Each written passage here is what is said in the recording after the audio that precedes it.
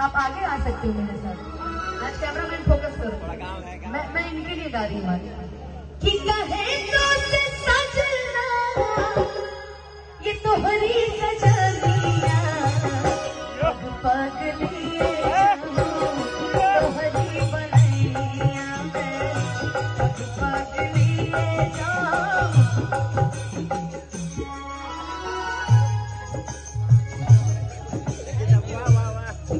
नहीं आ रही आवाज।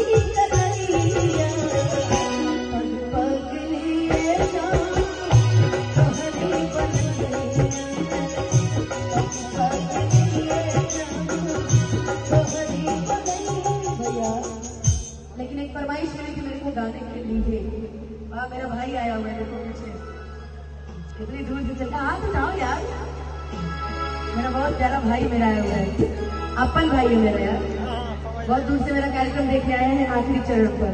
थैंक यू गाने के लिए अमन ब्रो। लेकिन पीआर पराग वाले का डिमांड किया था है ना। अरे भाई वही है, कूलर वाला ही है, कौन क्या डिमांड सब लोग किया। अच्छा आइला बारात करे हमसे बात करे मांगे में मोबाइल नंबर लगाता रहा दिल भरे।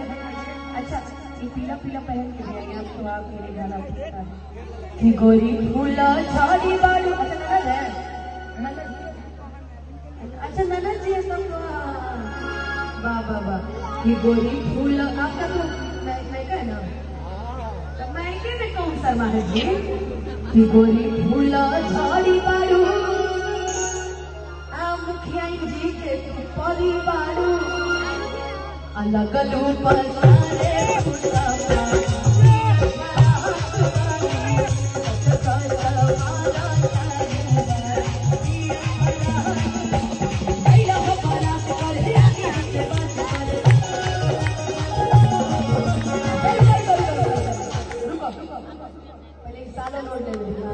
अब तो वही ठुमका वाला डांस, लेकिन काफी खुश नजर आ रहा। सब पीछे आ गए, सब पीछे आपको पीछे जितनी महिला पार्टी सब पीछे आ गए। ये असली प्रोग्राम हो रहा है अभी तक तो ठीक।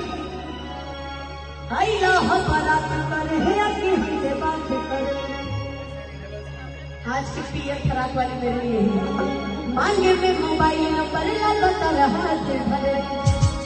कि गोरी फूला झाड़ी बारू मुखिया जी के परिवार।